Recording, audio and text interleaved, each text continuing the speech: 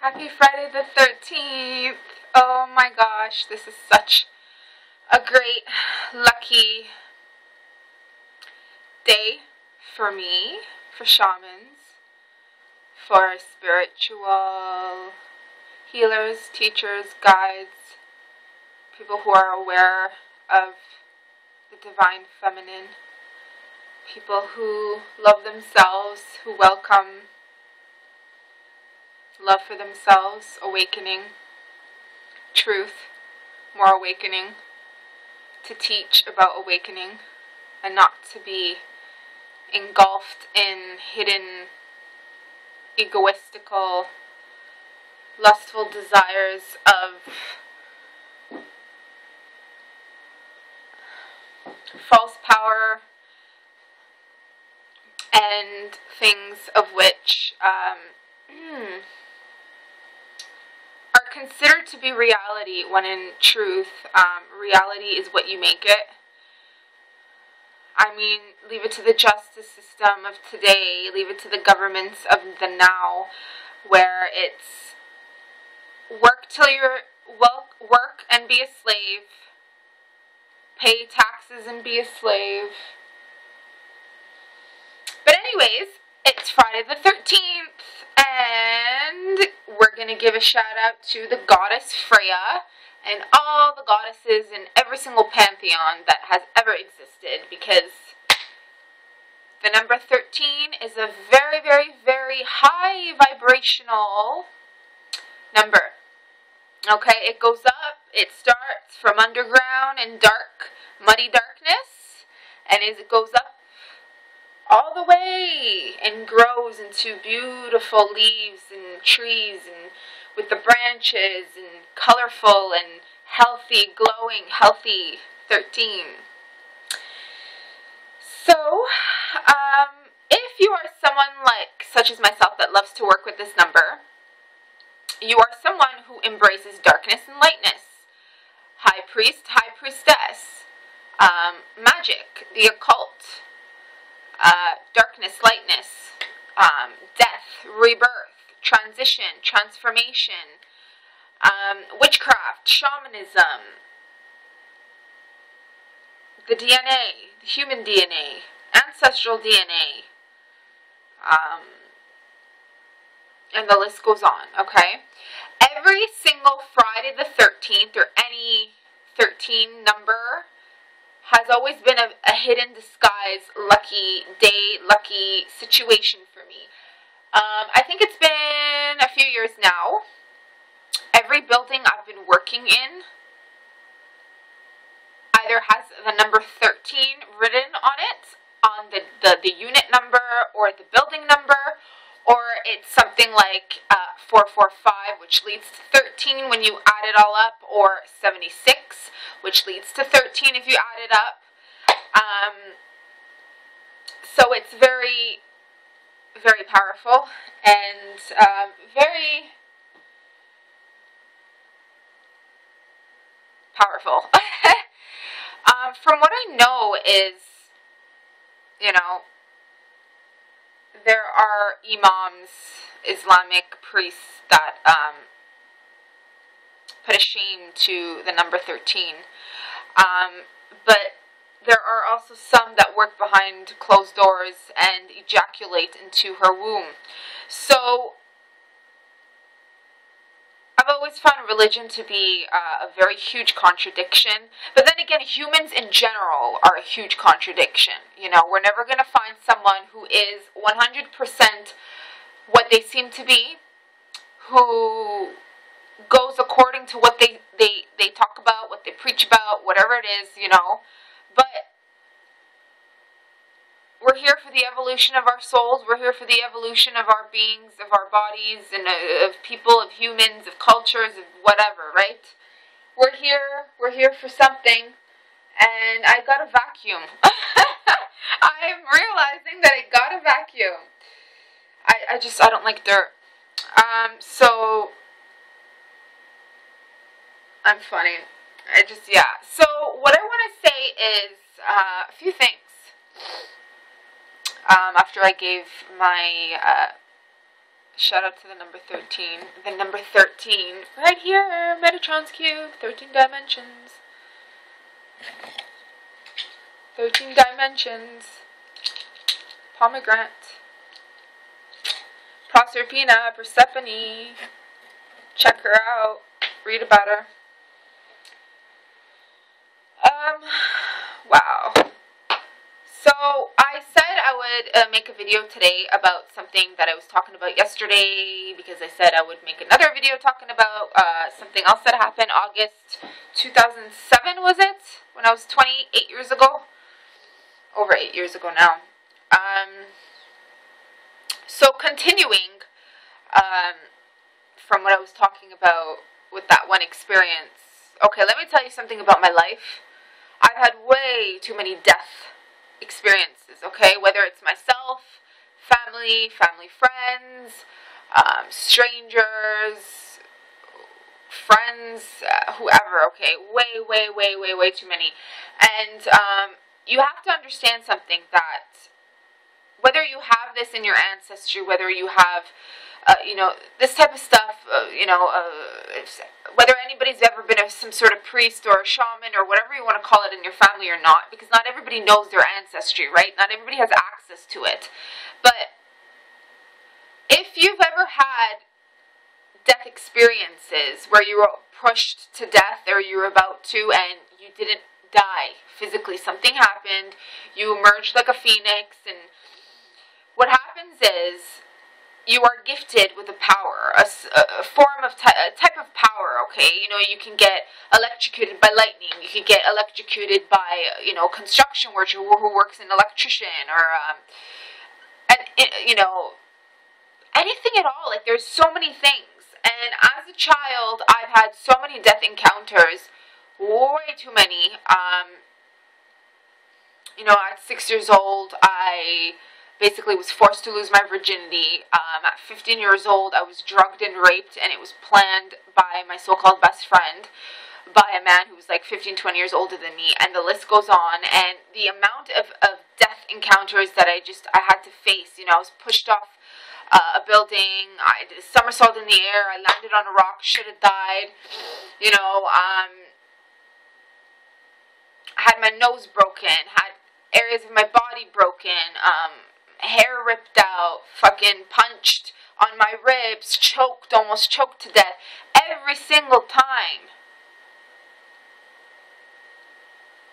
Food poisoning, alcohol poisoning, every single time something happened where I either had to fight to get my body back, my soul back in, because I saw the silver cord, or something just happened, and some sort of ability was given to me, okay?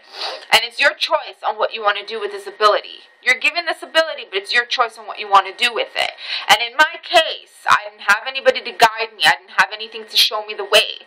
So, the more I went through, the more shit just kept happening, until I was able to steer the wheel in the directions of which I was coming to realize is the best for not just myself, but people in general, Life is all about experience, guys.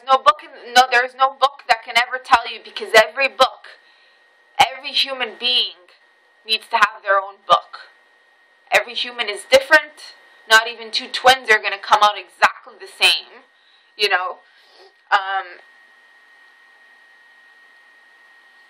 So, it was December 2007, and my neighbor, she lived the other side of the lights. She calls me. It was a snowstorm, one of the worst snowstorms we've ever had in years.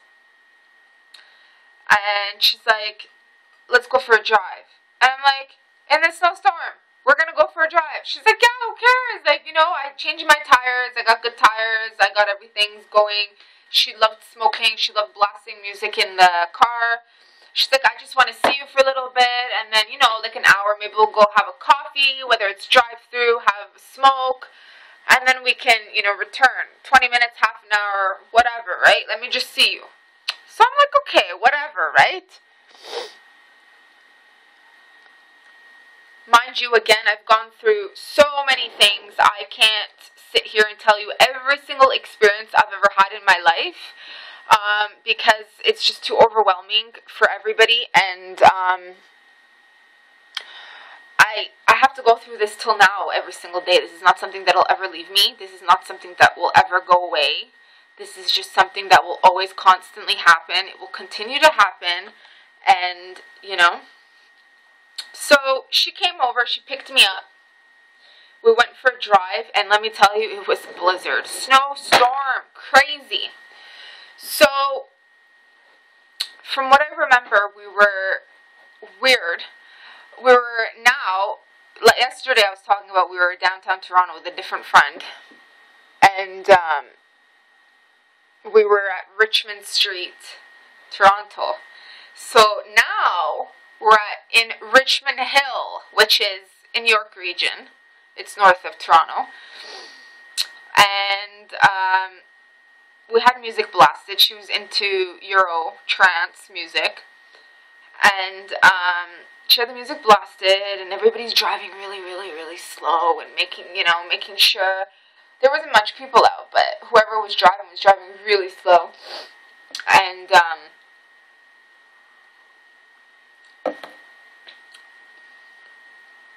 we got to the lights. It was a red light. She stopped. And I remember on our left side, we're at the traffic lights, right? And on our left side, there was a plaza. On our right side, there was a plaza. On our right side, there was like a coffee shop. Obviously, it wasn't open. But there was a grocery store and a few restaurants. And then our left side, there was like a Russian delicacy type of bakery. And then there was like a sub shop, and like, from what I remember at that time, okay? I don't think it's there anymore, but, and there was a van. There was a van that was coming out of the plaza. Obviously, he had stopped, because it's not his, you know, well, he was coming out, so this should be where he's able to turn now. So, I'm just giving you a little bit of a clue as to what the area looked like before we shit hit the fan. And in front of us, there's two other cars that are, you know, they're going to come this way, more north. And going back, so she's slowing down, and she was a really good driver. Like, she knew, like, this type of weather, even though she had the tires and whatnot, she would slow down before, so that just in case the car slides or whatever, you know, we don't go into anything. So we're slowing down because the light is going yellow and then it's turning red. And then all of a sudden, something inside me, I just turned down the volume of the music because the music was blasted to the highest of the high. And I go to her and I'm like, something deathly is gonna happen. And she just looks at me, because I'm in the passenger seat. And she just looks at me and I'm like, I'm talking death. And as I said that, she's looking at me and I'm looking at her, right? The van, the white van, turns to go in front of where, it's red light for us to go and turn. And all of a sudden, this white van hit the traffic light pole, okay? And because his tire slid, so he's shaking as he's turning, so he slid and he hit the traffic light pole. And I don't know what this van is made out of, or like some sort of Soviet Union military fucking machinery or what, okay? Because the pole started to shake and it's coming on top of our car. And all I see is the woman in front, she's like this and she's like this. She's like, oh my God. And she's like opening her window. And my friend is in a state of shock. She's not moving and she starts screaming. And I'm like, quick. Her name was Antonella. She's an Italian girl. I'm like, Antonella, when I tell you now, turn your fucking wheel. and the pole is about to hit us. And the funny thing is, that fucking pole was coming right, not even just on our shield, like on the window shield, the front shield, but it's coming for me. So, all of a sudden, I told her, I'm like, quick, now. This girl, thank God, one of the greatest drivers, man. She turns the wheel so fast. Everything I told her to do, she listened to me. The wheel turned, and we got out of it before the pole landed near the, like, on top of the car, because she shifted so quickly. Now her fucking tires did a skid mark, and all you hear is, you know, with the tire and whatnot. And, you know, luckily nobody was next to us, and everybody's in a state of shock staring at us, you know, and we fucking made it. And this traffic light, boom, hit to the ground. I'll never forget that woman in front of our face. And my friend is like, oh my God. She's like, she's like, thank God you were here with me. Because if I was alone, she's like, if you said no to me, I would have came alone. I would have came out anyways, just to go have smoke and drive. Because she was like that type where, when she had a lot of stuff on her mind, when she was stressed out, she was a Gemini. She was born June 1st, 6 years older than me. She liked to drive to get her mind off of things. It helped her, and she'd smoke and listen to music, Euro trance, and we chit-chat for like hours about wisdom and life. So, meanwhile, the girl's driving in a snowstorm. Anyways, she's like, thank God. I had a really funny other encounter with her, with a crow waking me up when I was supposed to be opening the shop that year in the summer, because she actually ended up working across where I worked too. Not only did she live across me, but she worked across me. And I had set my alarm at a certain time, because the night before I worked 11 hours, and then one of my friends is like, let's go to a casino. And I didn't sleep that night. And I'm not one to gamble. It's not me. I don't like it. I passed out apparently at the casino, and two security guards woke me up. They're like, ma'am, your purse is going to get stolen. Are you okay? We want to make sure you're okay. And I'm like, yeah, I'm fine. So I slept like only an hour that night. I'd set my alarm clock on, and I wake up. There's a crow slamming against my window and like literally going to rip open the fence visor. And I take my pillow and I'm throwing it at the window, like, leave me the fuck alone. My alarm hasn't gone off, right? And then I look at the time. It's past what I'm supposed to wake up at. And I'm like, what the hell? I set my alarm on, you know?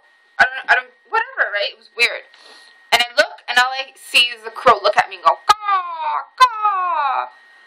So I'm like, shit. As soon as I got up, the crow flew away. So that came as a messenger to get me up. And there was no car available. There was nothing available. There was nobody home. I'm like, oh no, how am I going to make it? Because I was late, right? Mind you, this is when I used to manage, I was like a spot manager. And I'm like, I got to hop on the bus or something. I got to get to work. And I was like, fuck, I'm not going to make it. So all of a sudden, I go on the bus. First thing that's never happened before, apparently. The bus stops in the middle of the road. And the bus driver's like, oh, we're having technical difficulties. Everybody out.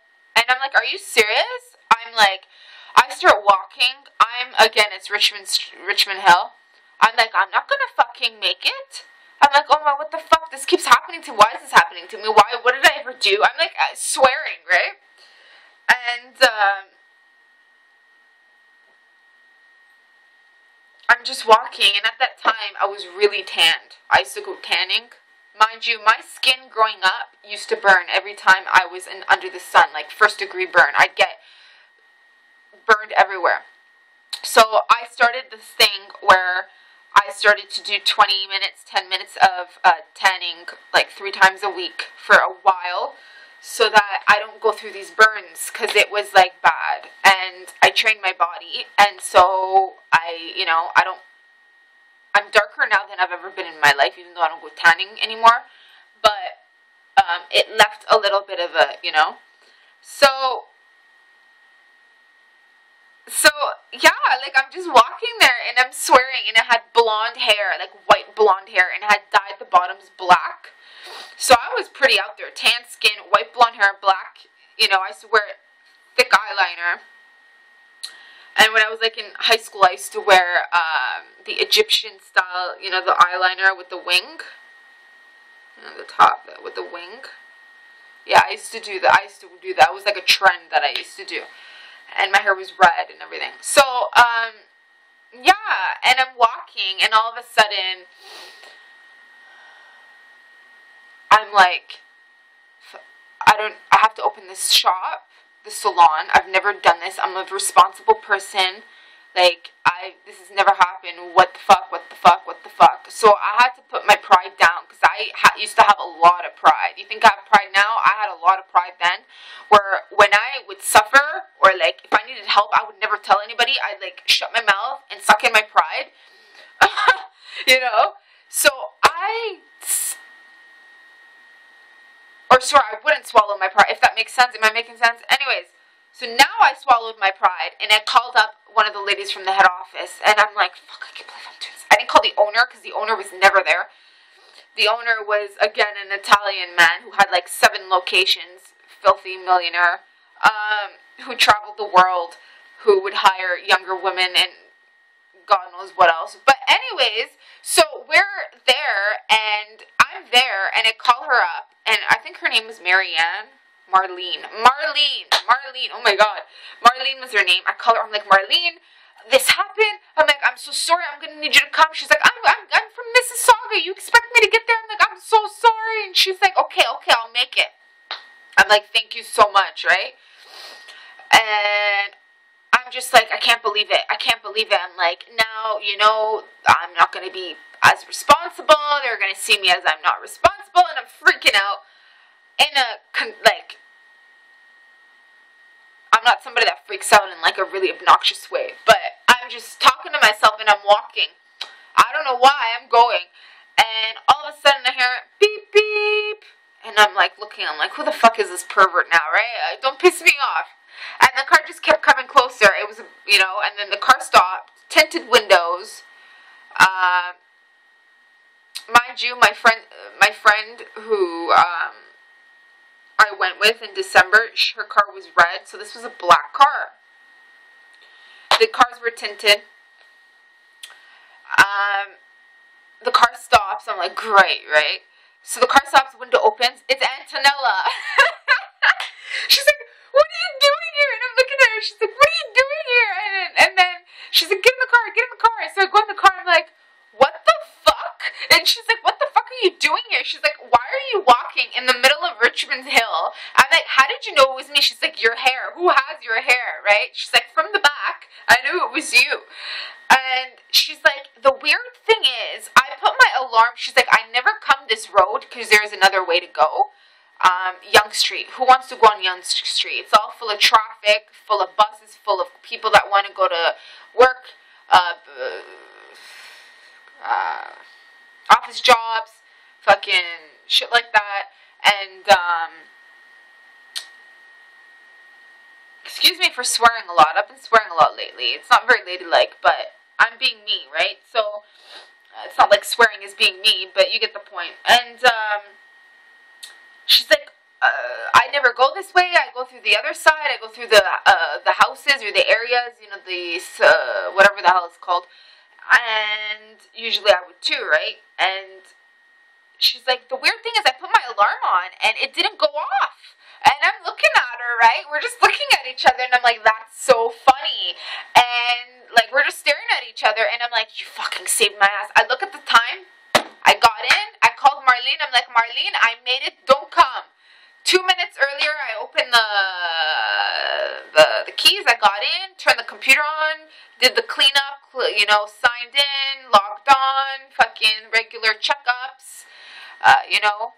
As soon as you log in, everything is, you know, the owner, he has everything recorded of what's happening. If you're there, who's logging in, whatnot. Got my name in. I'm like, yeah, baby, I made it. So there's way too many stories. Way too many stories. And, like, even with the number 13, I've had so many amazing things happen. February the 13th, 2015 of this year,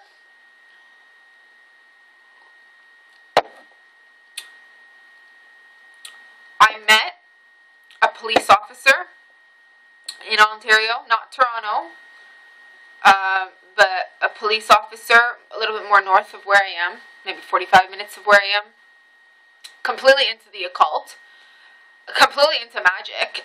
He's actually a high priest in a coven, and he's a police officer, and he's not shy to admit it.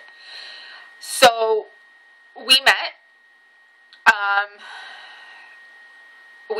We chatted for like almost two and a half hours, a good 2.5 hours. Friday the 13th, and it was like he met me, and he's like, I know nothing. He's like, I thought I knew everything, but after meeting you, I know nothing. And he just immediately, he just connected with me, and he knew right then and there. He's like, you, my dear, you are definitely chosen. So again, it was about February, February, maybe before, no, maybe December, January. They're, Wellington and Aurora, it's another town, more north of Richmond Hill. There was space available, and I was like, you know what, this is a great spot for a temple or a coven that I'm going to open. And so I looked into it, because I even had on my website that I was opening a temple. I had plans to open up a temple. I had a group of people to work with me in this temple, in this coven. And, you know, I decided, talked to the landlord, got everything together. It was a little pricey for the space, $2,000 a month, because I was only looking to rent it. I didn't want to buy it. And that place was not going to anyone. Like, it was for, like, rent available for, like, a year and a half, maybe more. And Wellington is a very busy area. It used to be a yoga something. So, and then I decided not to do it. And I asked the guy, the owner, and next thing you know, a month goes by after I didn't do it. There's like, I forget the name of the store, but a healing shop, spiritual shop opens up in that location. And I'm like, yeah, right. I was excited. I was happy. So, here in Newmarket, before all these spiritual shops opened up here, because there are some shops that I helped out open.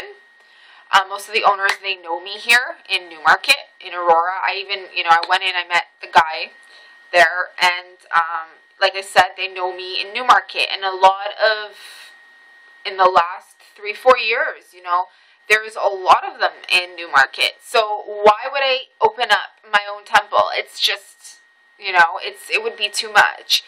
So I was like, you know what, I was like planning, I was going to leave in the spring, I was going to go to like Alberta, BC, I was thinking of just leaving and going somewhere, like somewhere even more north, and I left it as that, and I was like, you know what, whatever is meant to be will find its way to me. So,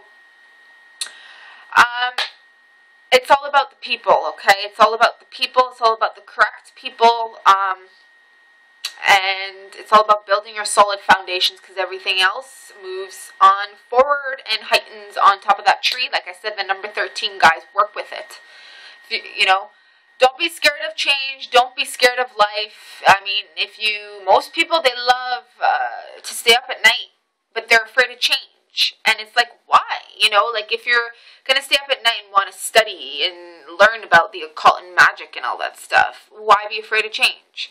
So work with that, and I need to vacuum. Oh, another thing I wanted to say is, in terms of that, with shops opening and things like that, people, thoughts are everywhere, okay? Thoughts are in the air. Thought is air. Air element is a perception. It's a thought. It's a mind, okay? It's everywhere. And it floats around. And 100 people, 1,000 people who are aware of their own senses, of their own perceptions, of their abilities, and you want to call it your ajna, you want to call it your third eye, you want to call it whatever you want to call it, okay? Consciousness, awakening, whatever you want to call it. They are able to pick up these thoughts, okay? But again, a lot of times they mistake it as their own, and it can go vice versa, where it's someone else's or it is theirs and someone else picks up on it, okay? But you have to realize that for things to truly become real, so let's say I'm thinking something, I'm going to open up a shop in Newmarket, and all of a sudden a week later, somebody else opened up it. It's been fucking not available, or it's been available, the space has been available, nobody has ever, and I thought about it, but all of a sudden someone else opens up the shop. Well, it all depends on who's taking actions, right? It all depends on what you're supposed to do, what you're meant to do. Somebody else is maybe meant to do it, but it's not for you, but you're able to pick up on it. You know what I mean? So, again, it's freaking 30 minutes. I talk a lot, and I want to say a last loving shout out to my brother. I had a brother, firstborn, older brother. Of course, I never met him. My mother was pregnant. He died in her tummy from a car accident, if I'm not mistaken. My mother's stories change a lot, but if I'm not mistaken, this is what happened. A group of young guys or something like that, they hit her, and I don't even know why she's driving, but in the middle of the dark in the night, she got hit. Apparently, the umbilical cord got stuck, choked him. And in my previous life, my last life, which was the late 1800s, right before the Armenian genocide, I was there. I was killed at 15 years old. I was choked to death, okay? So, and I was not supposed to die, because whatever I'm doing right now with my life, I was supposed to do it then. I was supposed to, my destiny, my life path, my contracts, my soul contracts, my divine plan, I was supposed to do what I was doing now then. And if you notice, if you go to Syria, if you go to the Middle East, there's a fucking genocide taking place, okay? So, my life was cut short. It was taken away from me. And my soul, my spirit, was very resentful when I died, because I couldn't accomplish. And everybody who I was supposed to be working with was also resentful, because they could not accomplish their destiny that they were supposed to do with me. So they've reincarnated to do it with me now. And that's why when they first met me, or when they first encounter me, immediately there's that soul connection, and they're like, oh my God, I know you, I remember you, immediately. And it's, so I don't want to get into that, but because we're here now, and I want to talk about my brother. And he was born November the 13th. He died before he was supposed to be born, but the time was due, because he died literally like a day or two before he was supposed to be born. And she couldn't take it anymore. He has to come out. They went to the emergency. She gave birth to a dead baby. And the doctor said, I'm so sorry, Miriam. My mom's name is Miriam. Go figure, right? We don't want you to see him, because if you see him, you're going to be scarred for the rest of your life. And my mother already has, health issues with her, like mental health things, and she was suicidal.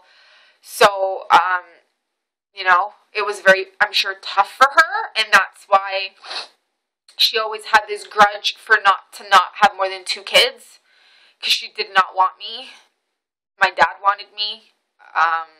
They had fights, because my dad wanted a 3rd child, which I'm the 3rd, but in truth I'm the 5th, because she lost another son before me. And she really didn't want me. So it's okay, whatever, I'm over that too. But it's apparently he was like redhead, freckles, and that's what they told her. And yeah, so I just wanted to give a shout out to his soul. I know there's a lot I know about him. I don't want to get into it, but just his spirit. I don't want to get into it. I just wanted to give a shout out to that because I don't see it as a bad thing. I see it more of it was a death and regeneration, a rebirth, because I've been gifted in so many other ways, and his spirit has been gifted, and so has my mom, you know. And to leave this video off, there was not 12 disciples, there was 13, and I always knew that since I was like really young reading the Bible, because I always felt one of the disciples, okay?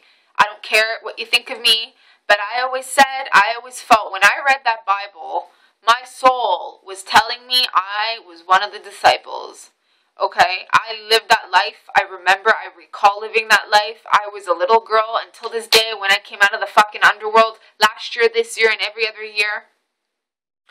I remember being crucified. I remember, and it's not even just in Christianity. Crucifixions have always been around, okay? But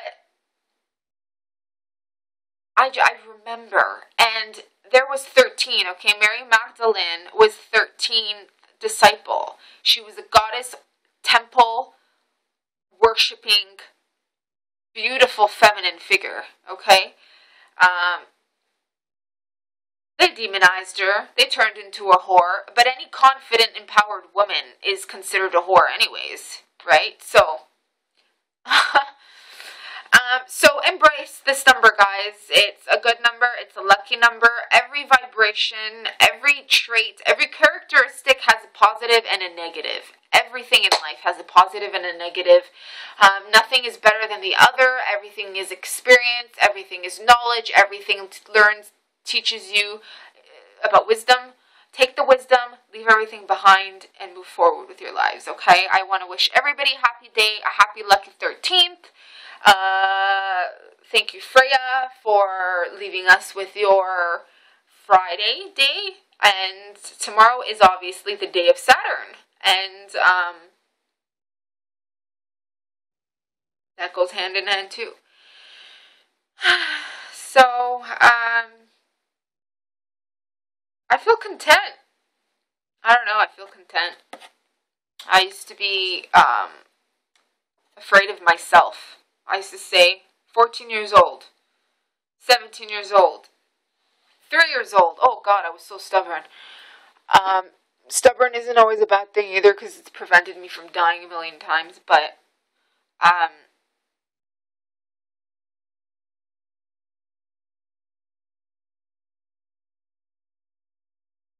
let's just keep this video short, okay? Yeah. Okay, I talk too much. It's just gonna keep going. Maybe next video. Alright, so have a good weekend. See you next week.